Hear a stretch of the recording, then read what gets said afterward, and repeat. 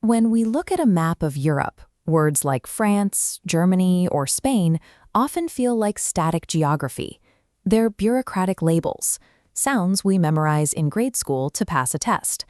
But what happens if we strip away the modern borders and translate this map literally into English? You don't see countries anymore. You see a continent made up of the land of fierce warriors, a thick forest, or an eastern realm. Every nation you know is actually an ancient description, frozen in time and locked inside a dead language. Reading the modern map requires looking past the labels to the four specific patterns our ancestors used to name the world. The first rule is strictly literal. Early humans simply named the dirt beneath their feet, based on the physical geography they saw. This image shows the Dutch polder landscape. Much of this territory sits at or entirely beneath sea level, which is exactly why the Netherlands directly translates to lowlands. On the other side of the continent, the dark, dense pine forests covering Mount Lovćen gave Montenegro its literal translation, Black Mountain. Looking at these vast wheat fields makes it clear why Poland gets its name from the ancient Slavic root pol, which simply means field. And Iceland, with its massive, crushing glaciers, is exactly what it sounds like.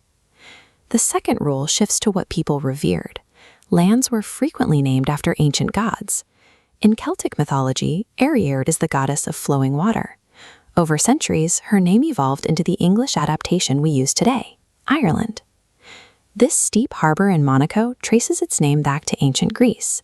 A colony here was called Monoikos, meaning single house, referring to a solitary temple built to honor Hercules. These first two rules reveal a time when humans defined their world strictly by surrounding elements, anchoring their identity in the physical and divine reality of their location. The third rule introduces human conflict.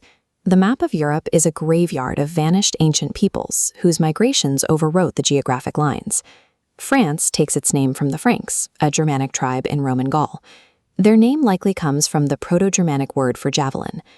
England traces directly back to the Angles, a specific tribal group that traveled across the North Sea to settle the British Isles. Czechia is named for the Sesi tribe, specifically after their leader, Czech, who first brought his people to settle the region. Long after these empires collapsed and the tribes themselves vanished, their names remained on the map. They left proof that conquest dictates geography. The fourth rule introduces a disconnect. The names we use in English are rarely the names the locals call themselves.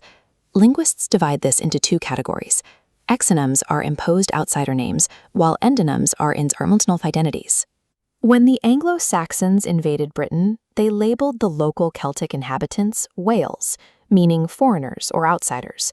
But the Welsh endonym is Cymru, which translates to compatriots. Germany shows this fractured identity perfectly. Locals call it Deutschland, meaning land of the people, but outsiders named it based on biases. The French use Allemand, the English use Germany, and Slavs use Nimsi, meaning foreigners.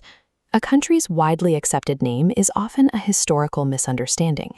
It reflects the perspective of the invaders rather than the inhabitants. When you look at the political map of Europe now, the labels read differently. These labels serve as the accumulated memories of ancient migrations and old gods. Today, every single border represents a tug of war between how a nation defines itself and how history ultimately defines it. These modern country names are linguistic fossils from a chaotic past that managed to survive into the present day.